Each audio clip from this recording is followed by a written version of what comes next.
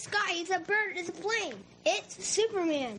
This is Dan Jurgen. This is Jason J. Lewis, the voice of Superman on Justice League Action. This is Mark Wade, writer of Superman Birthright. And you're listening to The Krypton Report.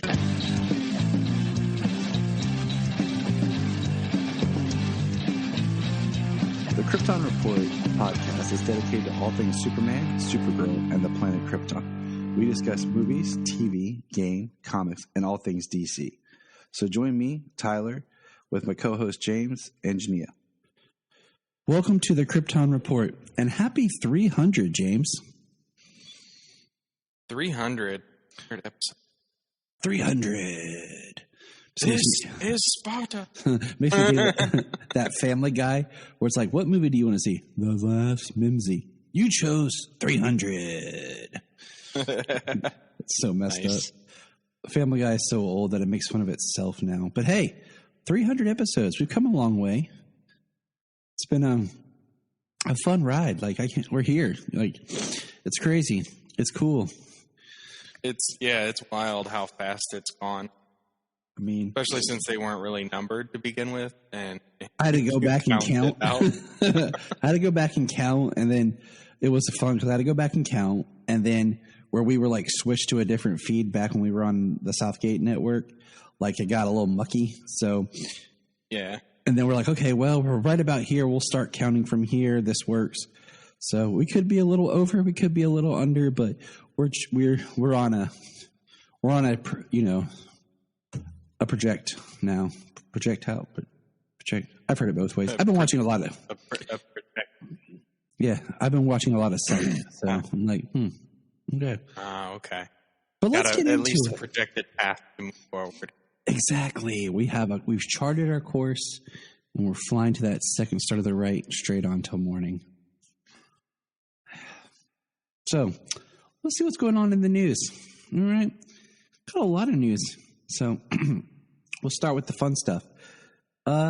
Simple one. We talked a little bit about this, but Tyler has, quote unquote, a new costume for season 2 of Superman and Lois. It's not really. He's got new boots, and it feels like they've just kind of taking some of the padding out of the costume, which we talked about that last season. Looked like they were already doing that throughout the course of the series. So, but people are trying to sell it as he has a new costume. No. Yeah. I don't know. It looks mostly the same, but yep. Yeah, after padding. They just need to, what do you call it? Lower the collar line and put a 3D symbol, and it might be like the perfect Superman costume. The Colin Farrell has officially signed on to be the HBO's Penguin for the HBO Max series that ties into the Matt Reeves Batman universe. So that's exciting because, I mean, it really wouldn't have sold me if Colin Farrell wasn't there. You know?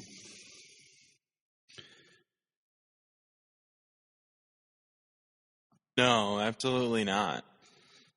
I mean, to me, it's kind of like if it's going to be about the Penguin and it's not Colin Farrell, then what's the point? Mm-hmm. Yeah, no, I completely. We got some Black Adam photos. We still haven't got a full suit reveal, but they just kept teasing us with stuff like The Rock was on the cover of a magazine, and we're getting we got some really good photos of what we can see. The suit looks awesome. Like behind the scene photos, the magazine cover, but we still haven't got a full poster size suit reveal, which is weird. Why not just show us the suit? You gave us the mini trailer. Kind of makes me wonder if he'll have a suit, and then he'll kind of have the same suit, but in a different form or something, like a secondary suit. Because we see him wrapped in a Shaw thing, and he looks older. Maybe he powers up and gets younger. But the way that the symbol on his chest is kind of burnt looks pretty dope. Yeah. Well, his character is from ancient times, ancient Egypt and everything. So, we're potentially going to see, cross-time spanning storytelling, what happened back then. They're supposed to be the Justice Society, so, I hope that means more modern time. I hope they play more with like the Shazam or the the Shazam origin that Jeff Johns did in his New 52 Shazam, where it told a little bit of Black Adam, how it was like the lightning was coming for like his nephew, and like he killed his nephew right as the lightning was. He called down the lightning so that the lightning hit him. It could be interesting, or like he's teased, and he was teased twice in Shazam, but one was in a deleted scene, which sucked. Which I hate that they. Shazam's one of those movies that has 2 deleted scenes that I wish had never been deleted, because I felt like they just really added to the film. But we'll talk about that other time. Right. Well, I mean, who knows? At that point, studio, even at this point, it's fully committed shared universe type stuff. Yeah. I mean, they have announced like The Rock is playing Black Adam, I think back in like 2014, 2015. So. Oh yeah, easily 6 years. So, I mean, at least the movie's been done. Yeah. So, finally.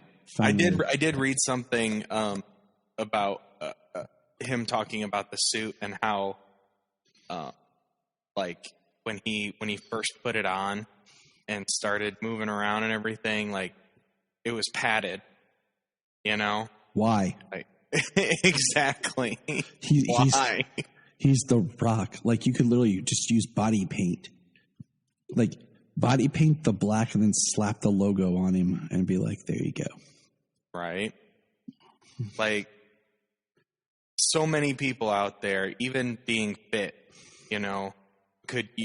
they use that padding to accentuate, make them look more super heroic. But like, yeah, Dwayne Johnson is just bigger. He's literally bigger. He's taller. He's more statuesque. He's more muscular than any of these people ever put on a superhero suit. This is true. I mean, I can understand padding to a point because it also makes it, if you have a suit that's padded, it also makes it easier for hiding more pads and stuff for a stunt suit. So when you do a stunt, they don't look that much bigger, because you always pad the stunt suit and stuff more to protect the stunt performer. Right. So but like we talked about how, well, then that's just an opportunity for somebody smaller to be Dwayne Johnson's stunt double. His stunt double's like his cousin or something. Like he has, because he's the only one that could be his size. So it's like, and he's pretty close too. Yeah. What was I say? It's like, Zach Levi is fit, but you could tell his suit was like really padded in Shazam. buddy, like I know you're fit, but yeah. And now they kind of toned it down with, Fury of the Gods. But hey, speaking of Fury of the Gods, it has been announced that Wonder Woman's supposed to make an appearance, some sort of cameo appearance or something in Fury of the Gods. Yeah, that's going to... It makes sense, and I think we've talked about this a little bit before, but like Wonder Woman 3 should be post-Justice League, and it should be about Diana returning to the island after Steppenwolf laid waste to the island. And it should be more about Greek mythology and some sort of mystic, like, do kind of the story where the island is that they're also the keepers of like Hades, like in the animated film, or something, and do something more with like mythological creatures in Greek history, Right. And maybe just make it all takes place on the island. So that's my pitch for Wonder Woman 3. And then we could see other Amazonian characters, Yeah, really get the shine. Because there's these Amazon characters we see in the movies, but they don't ever really get to tell us their names or anything. Yeah. like a lot of them are names from the comics, but you would never. You never know. You never know without the closed caption. God bless you, closed captions. Let's see. Although I never saw Nubia on. I need to rewatch it all with the captions. So let's see here. Blue Beetle is being moved from being an HBO Max exclusive to being put on the theatrical release. That's cool. That is cool, especially for Blue Beetle. Like, to me, just hearing like Blue Beetle, to me that says like HBO Max, and Batgirl would be my theatrical release. But I'm happy we're going to push Blue Beetle for theatrical. So I have a feeling it's going to be a really good movie. Yeah, I mean it's really good to see some other characters getting theatrical release as well, because there had been a lot of talks about like Batgirl and Beetle, for instance, as well as other characters having that extra outlet of HBO Max to get content made about them that would normally be made. They wouldn't normally put a smaller scale hero or even a racially diverse hero, at least prior, on the big screen like that. True, exactly. So, and it was nice to have that outlet on all these streaming services to be able to create different content for different characters, men, women, and all the different races. But yeah, it's great to see that they're happy with the story. They're happy with the potential. That's still not coming until 2023. So right, that's a ways off. Yeah, but you know what's not a ways off? We got our first look at Naomi in like a little bit of a trailer, and I'm intrigued. Like, I'm gonna watch it, like the pilot for sure, and watch it. Like, there was discussion about who the Superman for Naomi should be, because in the fandom trailer, we saw like they say Superman's fighting somebody, and she goes outside, and we see like a blur fly across the sky. But then in the new trailer, there's a line where she says superheroes are real. So it's intriguing, like what world or what time frame this is going to take place. And, you know, I've seen some discussion that it could be really cool if it's Brandon Routh that's the Superman of Naomi. Like, her world is on the planet, you know, that he was on at the end of Crisis.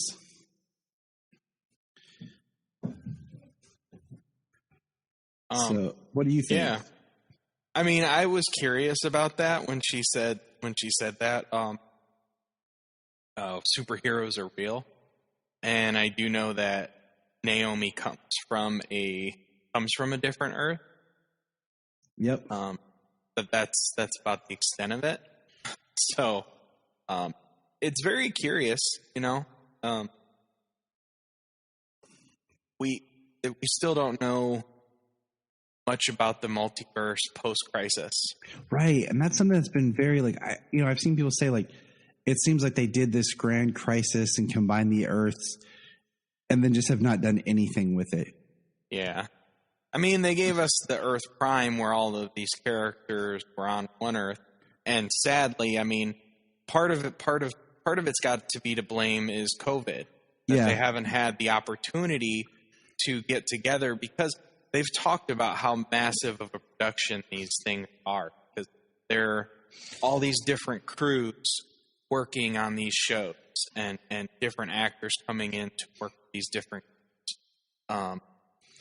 so it's a lot to juggle, and I mean, heck, the logistics that they have to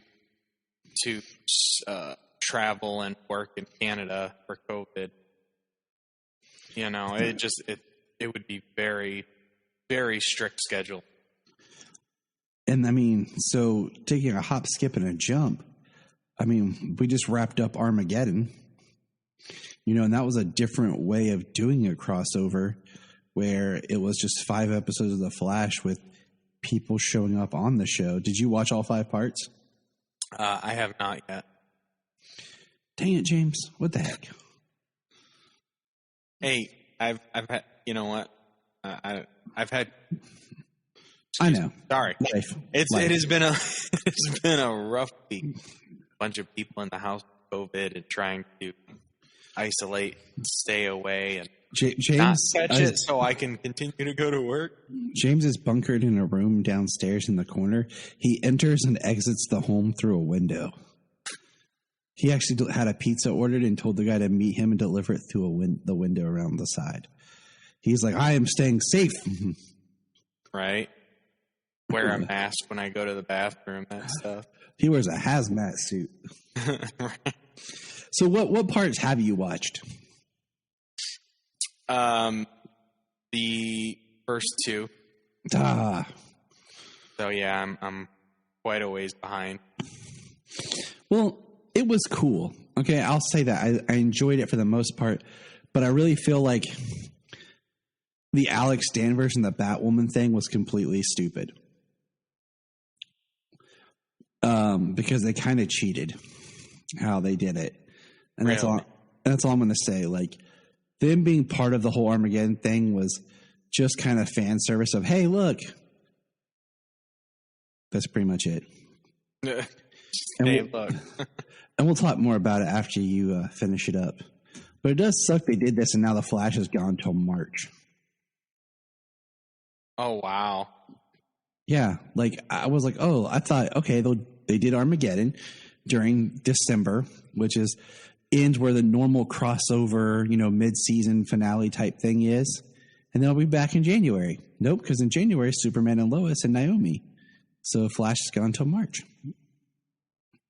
Wow.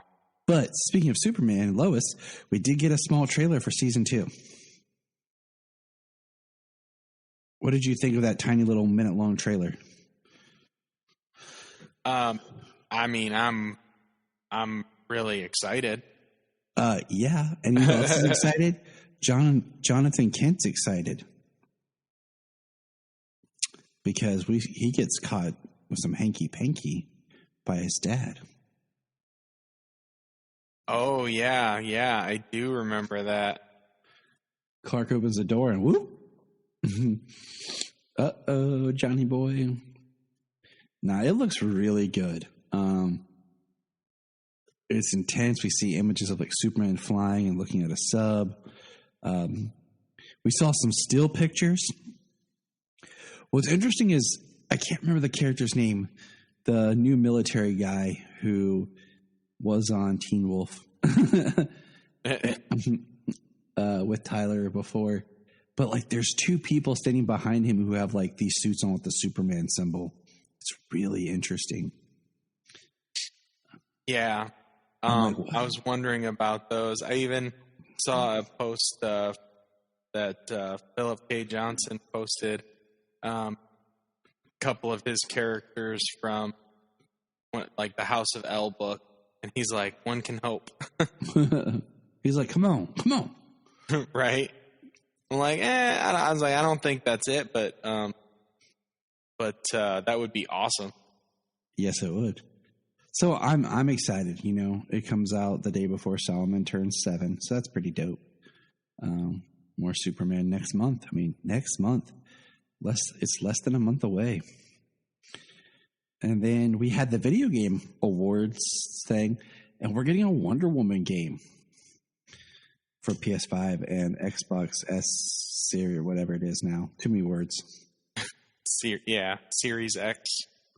Xbox. I just go with Series X. I don't care if it's S X. That's stupid. I have to say all of it. I know it should be like the X. They should just number. I mean, seriously, like PS5, PS6, like just a number. It's easy, okay? Xbox Series 1S, X Ultimate, XXX for your pleasure. Like, all right, video games. Getting a little serious now, Xbox. And then, you know what? Every time you turn on an Xbox, it should boot up and automatically start playing DMX. X going to give it to you. Like, that's the beat up music. But that's cool. I'm excited to see what that game is. I mean, literally all we got was just the announcement with like images of Wonder Woman. So it's just cool. And then we got the first official Peacemaker trailer. Did you watch this thing? Actually, no. What? Actually, no. Let me go do that right now. We interrupt this long Krypton report so James can watch the Peacemaker trailer that I dropped in our group chat like a week ago when it premiered. Prepare to suck some peace. That's funny. Dude, the whole thing is going to be so stupid. But the only reason that I'm completely into it is because of John Cena. Right? Like, that's why it's going to work. Is because you like John Cena. Okay? That is the whole way that this whole series is going to work. It's going to be dumb. It's going to be over the top.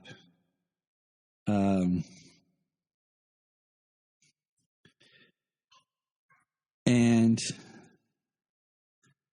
you know, it's going to be James Gunn, you know? Yeah. John Cena sells it, though. Exactly. You know? And, I mean, have you ever heard of the guy Peacemaker? He's a trained killer. I mean, that's what I said. You like John Cena. Well, I mean, the opening there is he opens the door for his eagle to fly in the backseat. Yeah. And then he goes to see his dad. It's been kind of a rough day for me, Dad. Robert Patrick. Somebody shot me. A building fell on me. You let somebody shoot you? It's not like I invited him to come shoot me, Dad. Pathetic. So we know that that's going to be a shoot. Even his trailer, he lets on is painted red, white, and blue with a giant flag. We got Vigilante, who looks like an even more idiot Vigilante. Vigilante looks like his suit's made of down. Looks like he put it together like Kick-Ass. Yes, he does. We call ourselves the Butterflies. Really? Which one? Who's me or Eagly? Okay, you're right. But if you score 50% on a school test, you get what? A D, an F. School isn't my bag. It's for dorks.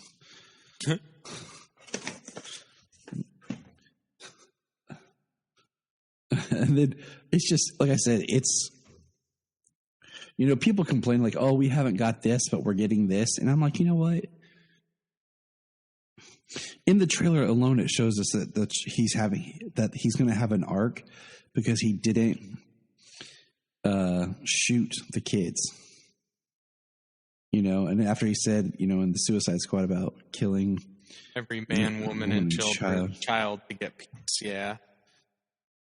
I've been having feelings about things. And then So- I'm a grower, not a shower. What? And then Joel, you don't like, then you learn to like. You compare yourself to a chode. Not in a bad way. Oh, the freaking high school boy humor. Exactly. But like I said, it's Cena that sells it. And that's why I'm going to watch it. Like if it wasn't John Cena, I'd watch the first one because that's my rule. If it's a DC based property, I'll at least watch the pilot. But because it's only like going to be like what, 8 or episodes or 13, I can't remember. I'm not sure if we ever got a count, but yeah, like 8 to 13 episodes. And it's John Cena. Like, yeah, I'll watch it. Yeah. Here we go. It's a grenade I tied. Just a grenade? Grenade. It blows like 2 people. How many does this blow up? I don't know. I invented it this morning. What? Eat peace, mother. Yeah.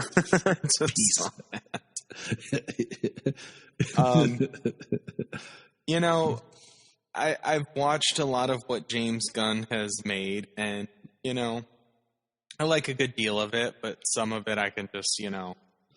I can just leave it behind. I mean, we can count on like one hand. Okay, ready? Here we go. Slither. Yes. What's it? Crap. It just Super. Yeah. I've watched it once a long time ago, and I just remember Rainn Wilson yelling, "Shut up, crime." And it was weird. The Guardians of the Galaxy 1 and 2. Of course, I've watched that. Yeah.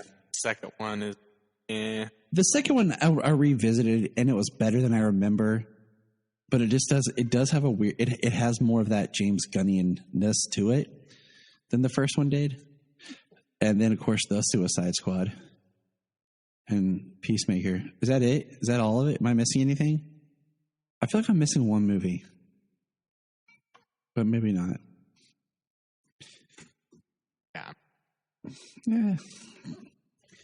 Anyways, yes, I know he wrote Dawn of the Dead. He wrote Scooby-Doo movies. Yeah, but some of those movies that he's been involved in, whether it was directing, writing, what have, the best movies are the ensembles, and it's the cast you want to see. You know what I mean? Like, yeah, this show, just from the trailer, it's not all the humor and stuff. It's not the toilet jokes. It's not the high school boy crap. You know what I mean? It's the people on screen that are selling. Yep. So I'm in. We'll give it a shot. I'll give it a go. And then the last thing is and that comes out soon. It's next month. Yeah, next month we get Peacemaker, Naomi, and Superman. It's gonna be a good month. It is, because January usually sucks. Period. It's one of those months. It's one of the 2 months out of the year that takes like 3.5 months to get through. Exactly.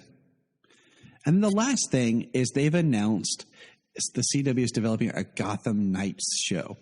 And before anybody gets all excited, it's from the Batwoman writing team. And everyone's like, oh, Gotham Knights, blah, blah, blah. Reading the description, I'm going to tell you right now, it's not going to be what people think it is. I would not be surprised, because they haven't said officially if it's going to be a Batwoman spinoff or what it is exactly. But I'm not holding my breath about this yet, because I could foresee it being something like Duke Thomas, or like Duke Thomas and Stephanie Brown, like the characters that aren't being used anywhere else. Right. Because it does say something about like Batman's protege, but like Cassandra Cain, Duke Thomas, Stephanie Brown, and then like some other like street thug, maybe even they bring in like Harper Row or something like that. Because think about this for a quick second. Have we had any hero characters doubled in any of the shows that Berlanti's produced? I mean, besides the fact that they all have like 2 of everybody. Well, I mean, within their own show. Like the exact, the exact hero or anything. No, yeah, we've never seen a repeat version of them. Exactly. It's not like there's a Barbara Gordon on Batwoman and then a Barbara Gordon on Titans. All the TV shows have had one version. The only repeat hero we could say was the Superman crossover with the Superman and Flash, but that was the multiverse, and that was the whole point of it. It was crossing over with each other. You know what I'm saying? But we don't have 2 shows existing in the Berlanti-verse with the same character and different actors. Well, yeah, I mean, on Titans, they don't have a speedster. Right. They don't have Wally West or a Bart Allen.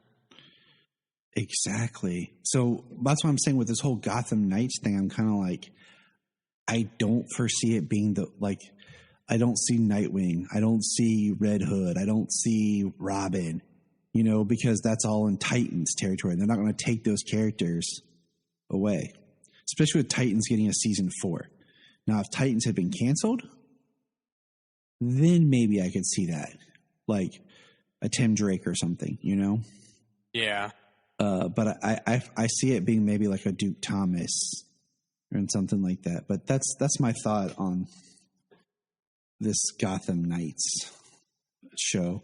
We'll see where it goes. I mean, the one thing, like, this isn't really a spoiler, but like for Armageddon, like Mia Queen shows up, and it's like the most forced arrival, and they really spend too much time with her character trying to make her like Oliver, like season 1 Oliver, where she's just, I have to be hard, I'm gruff. And then they're trying to still force like the storyline from her failed spinoff. Oh, it's like they're trying too hard. Like, to, hey, people, get excited for Mia Queen. You know, like, maybe we can bring this show back. And I mean, honestly, I mean, if they wanted to do something, I think the CW, if they did like a 6-episode miniseries of the Green Arrow and Canaries, and do it kind of like how they did Armageddon, where she's like doing a road trip thing and interacts with different characters or whatever, could be cool. Especially if they set it in the future. She meets Bart in Excess, and I don't know, Connor Hawk. I can't remember what happened with him, but anyways, I think you could do like a cool 6-episode miniseries there. Would be kind of neat to just kind of wrap that storyline and make it something kind of a hype. Yeah, I mean, I'm surprised. You know, I mean, I guess that's not like, you know, that's not like the thing anymore. That's not the way that they do television. Like, you know, growing up, we used to see all kinds of series. Limited thing with a hand episodes, and it's like an event. Yeah, and I mean, it'd be really cool for them to. You know, I'm surprised that they couldn't sell that, like Berlanti sell that or something. I mean, like, the CW should just story up. People have been invested in these characters, so it's a continuation of that story wrapped up. I mean, it's not like Berlanti's not producing most of the stuff the CW does, anyways. I mean, he does Riverdale too. You know what I'm saying? Like, they ought to be like bowing at his feet, like, "Oh, great Berlanti man." You know, oh, you want 6 episodes? We gotcha. Sure, buddy. Here you go. Here's a check. Because I mean, it would just be kind of cool. Like I said, like Armageddon's a really interesting template to think about. It was 5 episodes. It was like kind of like a mini series in a way, event for the Flash that had other people a part of it. So you could do that with the Mia story, Green Arrow, and then I don't know. I'll write it. It's cool. But hey, we got more to talk about. So let's get over to some comic chat. You ready? Yes. Fine.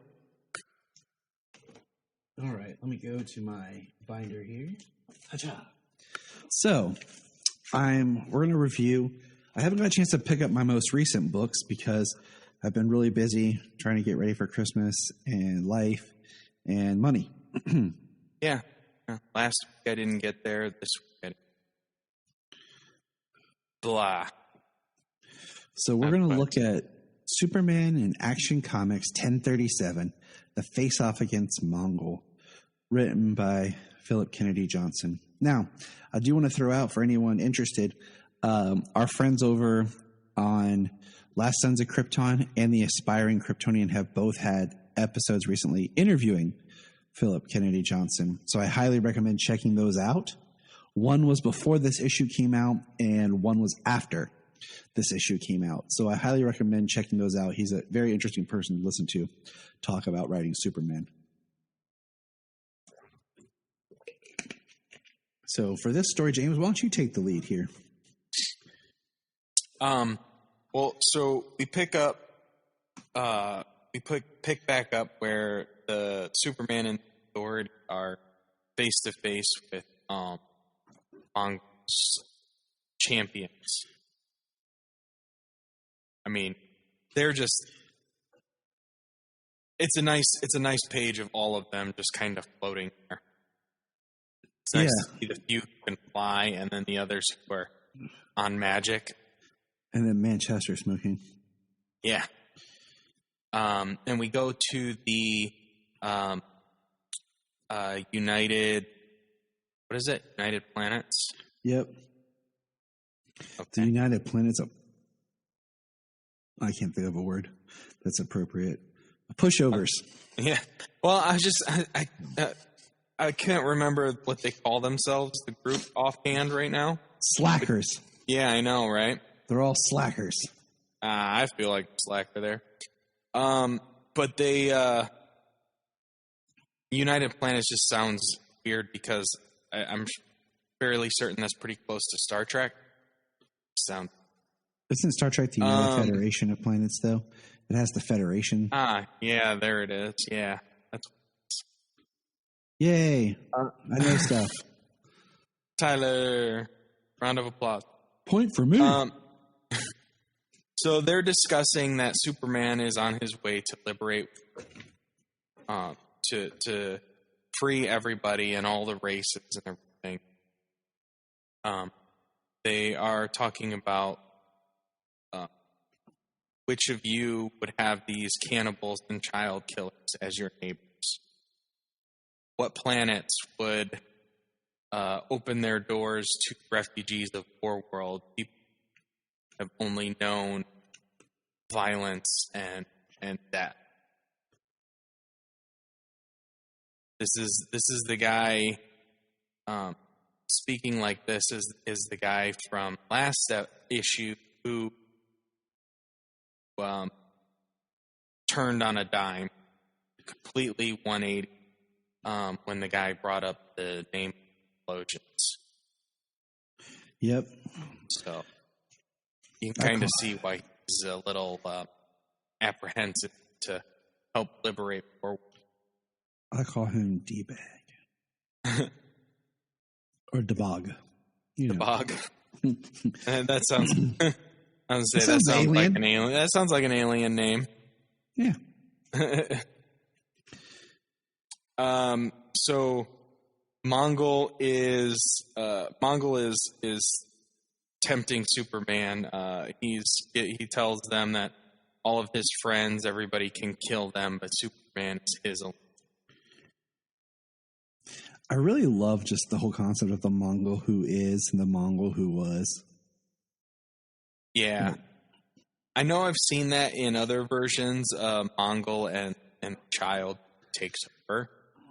But I really feel like he's just cementing it and really making it something more. Yeah. Well, especially this Mongol, how he's got everybody to follow him. Instead of being like this conqueror, he is a he's got everybody believing in everything that he says. His version of slavery is their strength. It's actually some really good, deep stuff. It's relevant to history and, in some ways, issues that we face today with refugees. This is a very good... I'm very much enjoying Philip Johnson's writing on Super. Very, very. So the one they call Mother, she June Moon attacks her. Like she's like fighting magic at. Why Superman flies to punch Mongol. And Mongol doesn't even seem to be fazed by the strike there. Nope. But Mother is pretty strong in her own right, in her magic. June sends out this snake to attack her, and it jumps on her and crashes into the ground. Mother grows gigantic, comes out of the ground, kind of turns herself into smoke snake and like chomps June. Mm-hmm.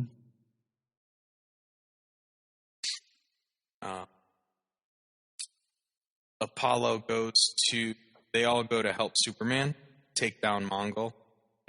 Mongol falls, and everybody was lost without him.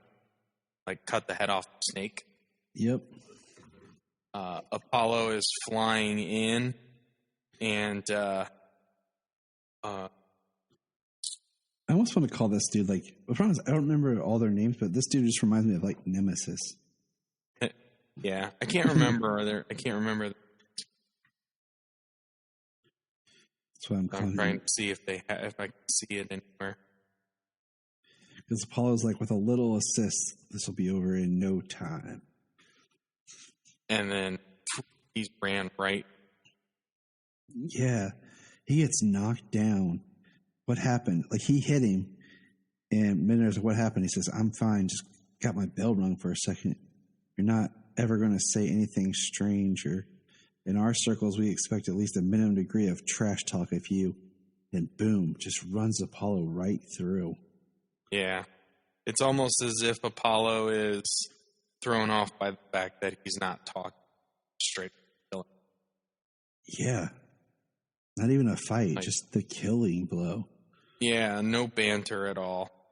And then he lands, and Midnighter goes after him. Yeah, well, yeah, and Midnighter's pissed. Apollo's his husband, so he's really mad.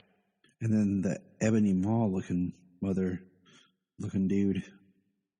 Some said I can't remember their name. That is call them what they remind me of. Right? Well, it's exactly who he looks like. But Manchester has the best line, though, in this whole fight. Where he's talking about, my powers are bigger than yours. This orphan block holds powers beyond anything you walk away or die screaming. Sounds like you thought of everything. Stay back, animal, or... And then Manchester just beats him with a club. I wouldn't have it any other way. Yeah. He figures out that the big guy ran Apollo through is being controlled psychically by this. But Manchester Black, sometimes the old ways are the best ways. He's beating him to death with the club. And then the next page is back to Superman fighting Mongul. And they're exchanging blows. Mostly, it looks like Superman's mostly giving it to him. And he sends Mongul crashing to the ground. But he says, World War has no sun. When I was a Notling, War World furnace were fed by the planets we conquered and the bodies of their dead. When I killed my father and took his name, I pulled down these furnaces. What sustains the world now, I will tell you. Beneath our feet are the star forges, generators with the size of warships that produce radiation like that of a red sun. Great. Yeah, so like what's literally powering War World is making Superman. And then the next page is Omak and what's the other person's name? Leah. Yeah. They're fighting the baby. The orphan. Even orphan's not a cool name because that makes me think of Cassandra Cain. Right. Says, you should not have come, Leah Nelson. And the big mech suit crushes. Yep. And then Superman's over him. Don't be mad at them, Superman. They just don't get who you are yet. They will, though. They're going to save them all. I hope you're still proud of me. I'm sorry I couldn't. He says, Leah. This is your truest words. You get a shink. And next, when you turn the page, got a kryptonite spear ran through Superman's chest. Not your poisoned, weakening body. Your love of weaker, lesser things. That is why Mongul not Superman. So say the dead. As you once boasted, Superman, only one of us now stands. He's got Superman in the air on the end of this fight. Very Vlad the Impaler. Yeah. And yeah, the United Planets are all watching. And on this day, the Superman of Earth died at the hands of Mongol. I don't know that Roman numeral, so I'm not even going to try. Hold on. Where is it? Where? Hold on. Ow! MDCCXC2. Let me see if I can do this. Nope, never mind. We'll move on. It'll be interesting to find out. That it will. But, yeah. The only thing we can do is nothing. And one of the guys said, "May the gods forgive us," as the board, as the meeting room clears. And the guy left over kind of seems to have some sort of Debog. Yes, Debog. And then the backup here is Martian Manhunter, which I actually enjoyed the backup with Martian Manhunter. Just kind of him in Metropolis and Martian Manhunter a face in the crowd. And I enjoyed it. Like, it's a little short story about him in the police department and going to the museum and meeting the Human Flame. So, yeah, this was a good issue. This is one of those stories that I really would have loved to have just kind of read in a trade. Just because that, like, reveal of Superman being speared and then being able to, like, turn the page and start the next issue would have been awesome. Oh, yeah. Well, it's absolutely an ending that's going to have you picking up the next issue. And the thing is, you know, the fact that we got Future State before we got this, and we have we saw that Mongol killed Superman and revived him. And the fact that, I mean, we have a Superman ongoing with John, like, we don't really know what they are going to do with Clark. So it's interesting. I think an interesting story down the road would be an interesting story between Clark and John, like where Clark comes back or whatever, and they have like opposing views on something. But we'll get there. But yeah, so now let's take a quick break. We'll come back with whatever happened to the Man of Tomorrow. And we're back. So let's say here, Alan Moore. You ever heard of that guy? No, it's that guy. Yeah, well, who's that guy? The wizard, I hear. That is true. You're a wizard, Alan. He went to Hollywood. Okay. I don't think I've ever made you laugh that much. That was good. Well, we did just get our new trailer for the third Fantastic Beasts movie. So, Wizarding World is on the brain.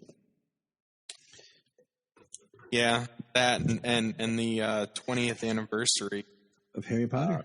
Yeah, coming out on New Year's Day. It's Looking crazy. forward to that. Oh, me too. So Alan Moore, one of the most prolific writers in comics, and he wrote a little thing called Watchmen. And among many, many other things, he revamped and really made Swamp Thing a very intriguing character. He was the one that was more about like the living plant than being a man, like the plant with a consciousness. Yeah. So he wrote a story called Whatever Happened to the Man of Tomorrow, which is one of those last hold on. Superman stories. Let me pause 1 second. Sure. I've always had the always had the thought about that. I haven't gotten to read the anatomy to see how, but in my opinion, doesn't if a consciousness change, even if it didn't reside in the body, if consciousness resided in some other place or some, wouldn't that be the person? You know what I mean? Mm-hmm. Because his body is made up of nothing human, no flesh to speak of, but his consciousness resides there. He has memories and same person based on his experiences. Doesn't that make the same person? Yes, I think this is a deep philosophical discussion that people talk. The same idea of like putting our mind like in a computer. You know, you're still the same person. You're just no longer that physical human. Like I guess that's some other thing. Like it's a plant with the man of a living plant with the consciousness of a man. So does that make him a plant? Thinks he's a man, or right? And if you like, does Swamp Thing fear vegetarians and vegans because they like he's a plant? That would be interesting. That's the story I'll have Jania write. It is. I want to revisit and watch Swamp Thing again, and kind of take notes on it, and even dip back and watch some of the old '90s Swamp Thing, just out of curiosity.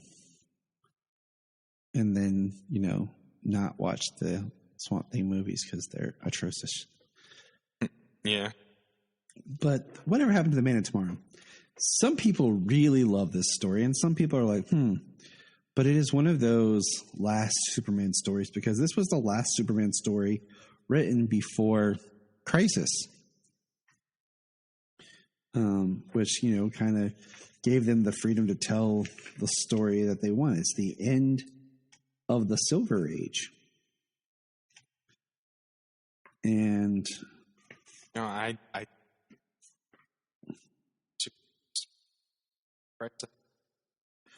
and what's interesting is I shared that fact with James. Yes. So this is part of this is our special comic story of the month. Is I have it in a collective hardback trade that just recently came out. It has a couple other of the Alan Moore Superman stories in it, like Swamp Thing Superman story and For the Man Who Has Everything. So it's a really good read. But the first one is in Superman, and the art is by George Perez and Kurt Swan, and it has a little intro from written at the top, and it says, "This is an imaginary story, which may never happen, but then again may." And it has a whole line, and then at the very end it says, "This is an imaginary story, ... but aren't they all?" It's a very interesting read at the top. We see the Superman statue, and what it is, it's in the future. I think they say 97. It's August 16th, 1997. The future past. And Lois Lane / Lois Elliott, because she's been married, is being interviewed by the reporter for the Daily Planet about what happened during the disappearance of Superman. And she begins to recite and tell her story. And she talks about how it started, Superman was exploring space, but it started with Bizarro attacking. And Bizarro's attacking, and during the Superman battles Bizarro basically kills himself. And he takes blue kryptonite and basically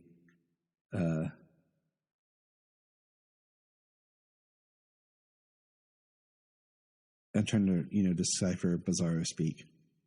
But basically he says he understands and he kills himself. And then Lois says, hey, that was kind of low key. It wasn't trivial. but the unmasking. And then it shows that Clark Kent, he's a TV reporter, gets a delivery. He opens it, and it's Superman figures. But they come to life and start shooting like heat vision. Heat vision laser beams. And they're attacking the station, and they basically, all of them attack Clark. And it burns away his costume, and he's staying there as Superman. And it's kind of how he got outed as Superman. And the voices that he hears start talking to him, and it's Toyman and Prankster. And they say, check the big box. And he opens the big box, and out pops a dead Pete Ross. And they talk about how they beat him to get, Superman's identity. And like one of the best lines that Superman says, do you know what radio waves look like? And they're like, huh? And he says, because I do. I love that idea. Like he can see the radio waves. Yeah. He'd have a much easier time tracking down villains. If they all just talked on the radio. Right.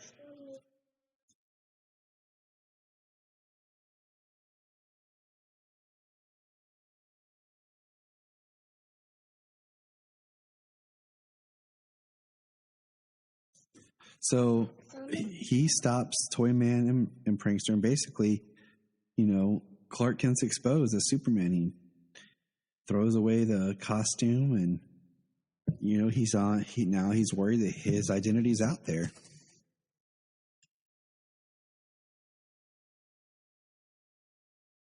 Yeah, what was interesting though is those toys blew up cameras. So I mean, other people there reported on it. What jerks.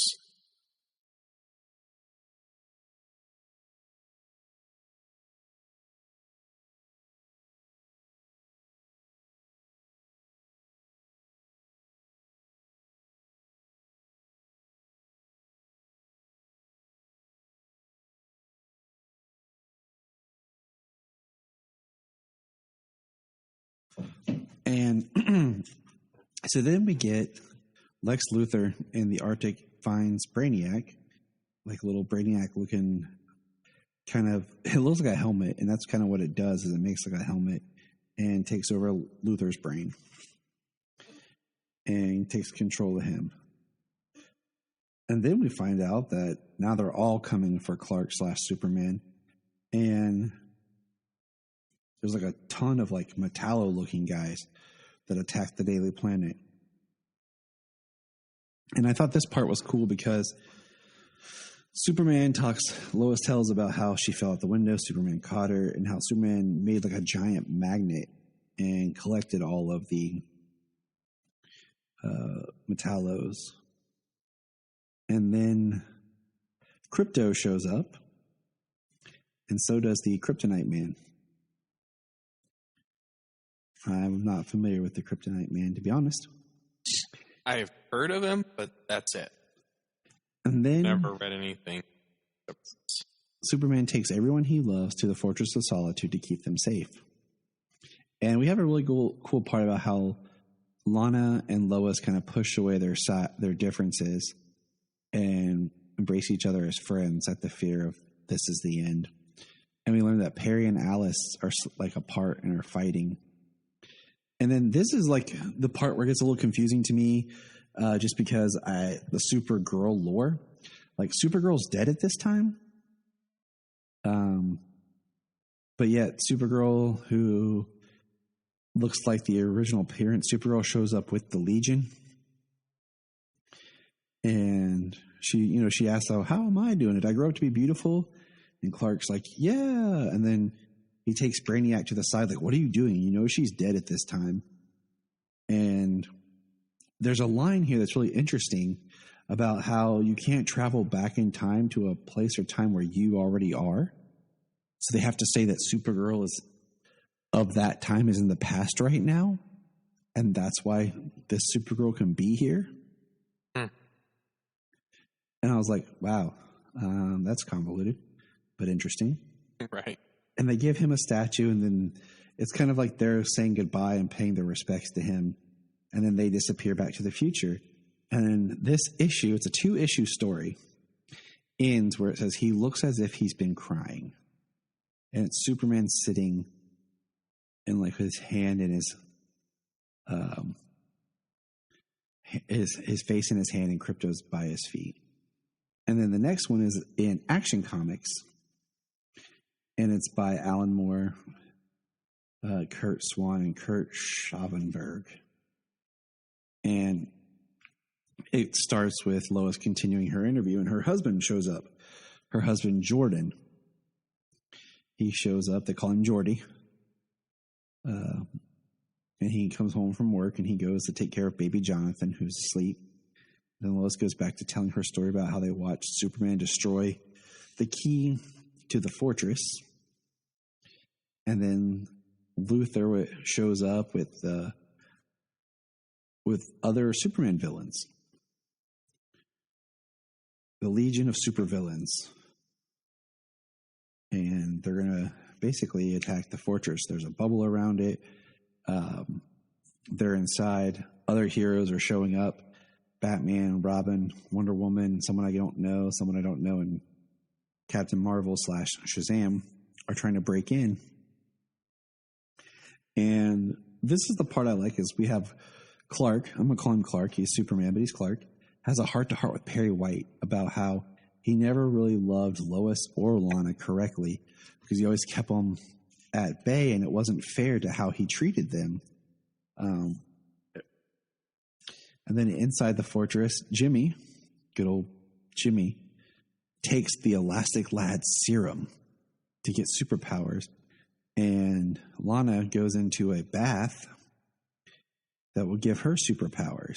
And she gets super hearing and actually hears Superman's kind of confessing to Perry about, how much he loves Lois, and how as Superboy he kind of Lana was the only girl he loved. And it was interesting. And then Jimmy and Lana go outside to fight the Kryptonite Man because Superman and Krypto could never fight and get to him. And then superpowered Lana kills Lex. And then Judo chops him in the neck and breaks his neck. And then one of the Legion of Supervillains uses his transmutation abilities to take the radioactive tissue in Lana and turn it to just to salt. And then they basically electrify Lana, kill her, and then kill Jimmy Olsen. And then Brainiac just takes over Luthor's lifeless corpse and starts moving him around. Which is a little there. Yeah. Walking around with a head flopping around. But Jimmy destroyed the shield generator that should have brought the dome down, but it's still up. We see Hawkman, Martian Manhunter, who should be able to phase through, but he's not. Did you ever think about going on the floor? Green Arrow. And then inside the fortress, we have Alice and Perry kind of making up. They even say, "Would you take me to my room? Perhaps we'll have time to make up before being so stupid." The Kryptonite Man shows up and basically is taken out by Krypto, but he basically poisons Krypto and kills Krypto. So Pete Ross, Lana, Jimmy, now Krypto were all dead. And Lois says, "I was with Superman when he heard his pet's death howl, but we couldn't do anything."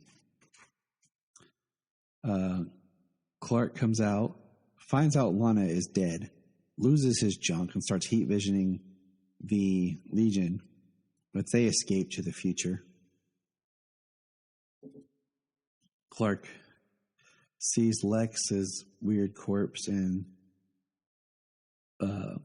that Brainiac is dying, and the Brainiac thing falls off of his head. And then Clark realizes there's one person who's not there. It's Mr. Mxyzptlk. And Mr. Mxyzptlk has a great little thing where he talks about how for the first 2,000 years he didn't breathe. Then for 2,000 years he was good. He helped people. Then he was bad, and then he was mischievous. And he said, maybe after the next 2,000 years I'll be evil. And he said, after that, who knows? Perhaps I'll try and being guilty for a while. But did you honestly believe the fifth dimensional sorcerer would resemble a funny little man in a derby hat? Would you like to see how I really look? He starts changing into this really weird, big, energy-looking guy. And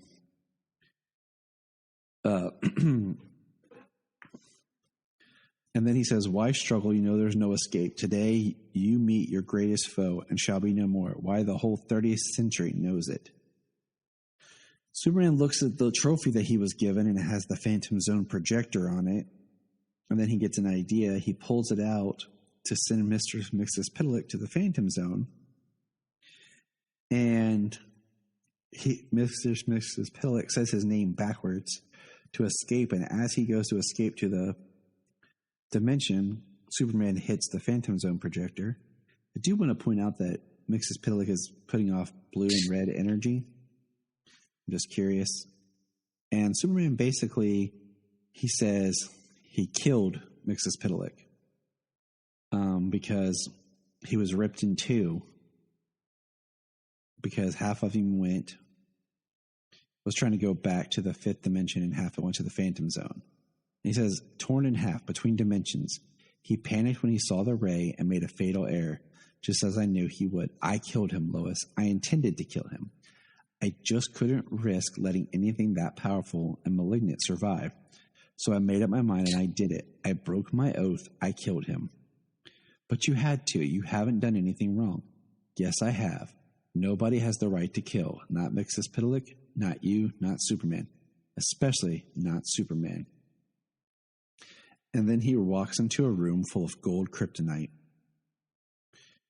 And then the other heroes finally make it inside, see the dead, find Lois at the gold kryptonite door. She says they discovered a hidden passageway leading out the fortress, and it was finally concluded that he'd walked out powerless into the sub-zero wastes to freeze. They never found his body. And then, basically, the guy, Tim, from the Daily Planet's like, wow, do you think he survived? And she's like, I don't know. And then Jordan brings out Johnny, and him and Lois are talking about their day and his work. And we see Johnny playing with coal and makes one into a diamond. And Jordan's talking about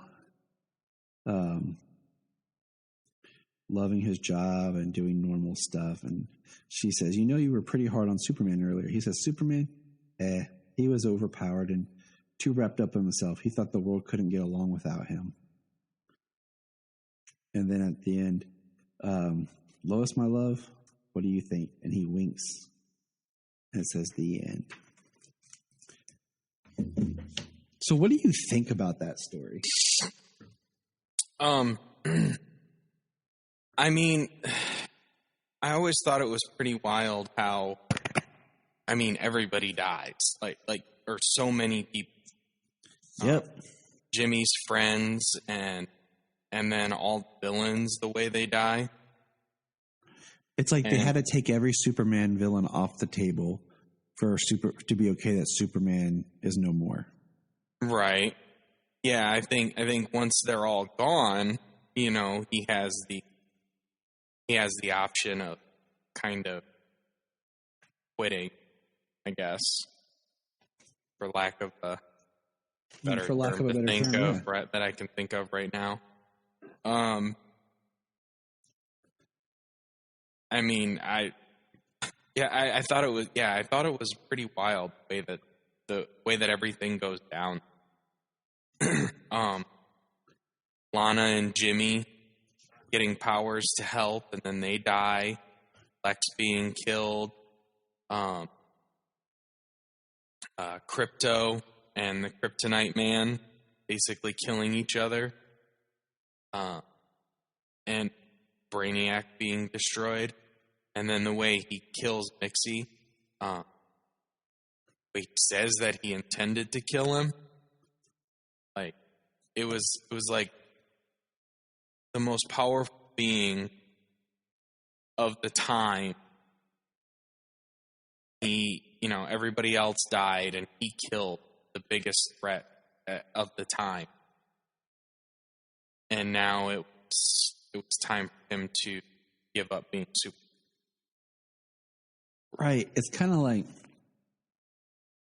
it'd be like if he gave up being Superman after defeating Doomsday, I think it's just weird. Okay. One, he has the whole conundrum about I killed and no one should kill. And I understand that. And it's because he killed that he gives up being Superman. And I get that. But at the same time, I'm like, once you introduce Superman to the world,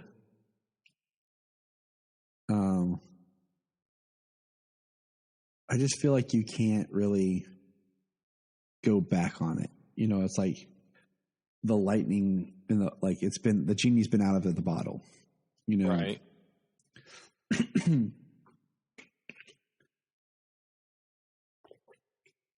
I know a lot of people cited this story for the whole Smallville segment during Crisis. But this Superman, I can understand, I killed. So I don't feel like I deserve to be Superman anymore. I can see the moral quandrum. But he just seems at the end like he was like, Superman, And it kind of makes you you have to put yourself back in the mind of who the Silver Age Superman kind of was. Because that whole Clark Kent Superman kind of debate, because a lot of the Clark Kent that we really like is all stem from the John Byrne reboot. And I don't know. I'm not a fan of Superman giving up. To me, it doesn't feel like a very Superman thing to do. Even when he did something wrong like that, he would be like, I need to be held accountable by my peers and be judged or whatever. I don't like the idea that Superman would just give up. It's a never ending battle for truth and justice. Yeah. I mean, when there's a story, when they make the future a better place after everything's said and done, it's kind of one thing. I don't know. I mean, I don't think that, the characters that would Superman, Batman, I don't think that they would quit or give up if they could. I mean, Batman being mortal, so gotta live, Yeah. I mean, but that's the beauty of knowing hey, this is the end of this, and then we're going to do this reboot. So it gives you the freedom to write this kind of a story, and it's in canon and not in Elseworlds, right. Because they just rebooted it with Crisis. Yeah. And, the only thing that really gives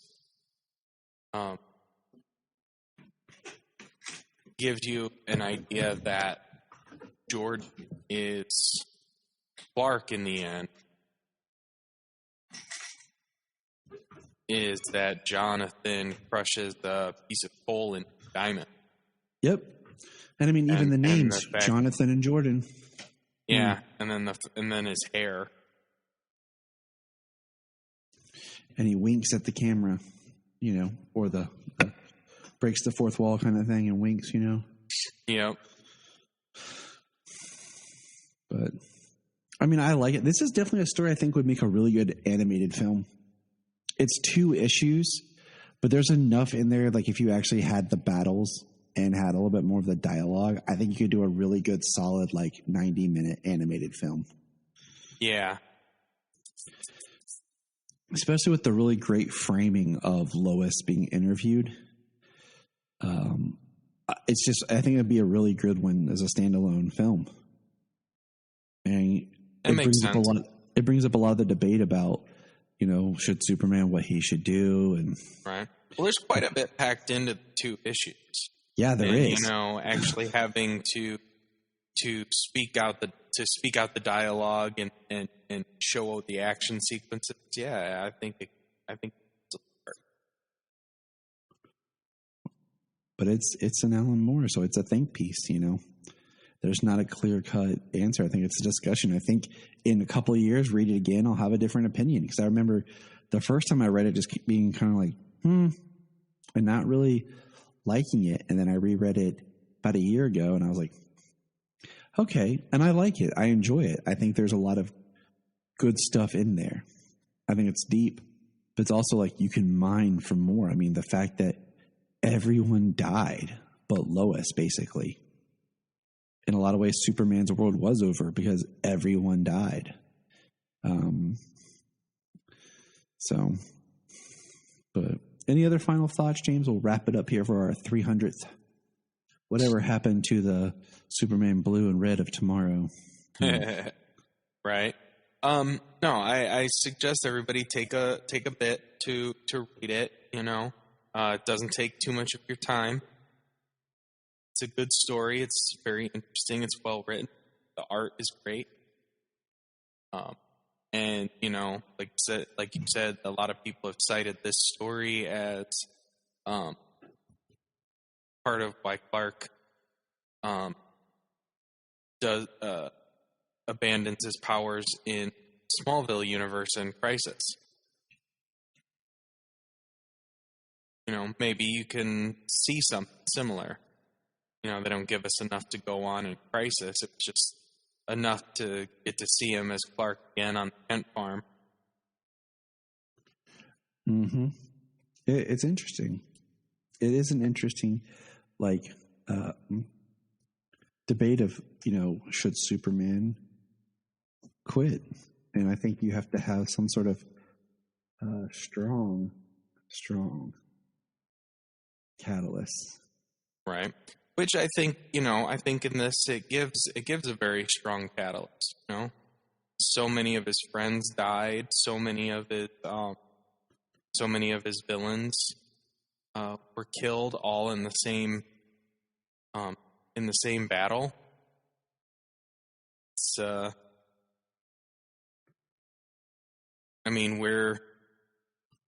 don't know. The idea that he quits because intentionally killed somebody. I still don't see it, but yeah. Yeah. Yeah, it's like, okay. Like you said, I do think more that he would feel that he needs to be absolved of. Yeah. That's gonna do it for us here on the Krypton Report. Happy 300 to us and all of our friends. And remember, Look up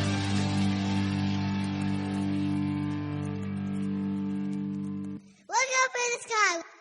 do you like movies? Of course you do. Do you like comic book movies? Of course you do. Well, our Patreon is launched now.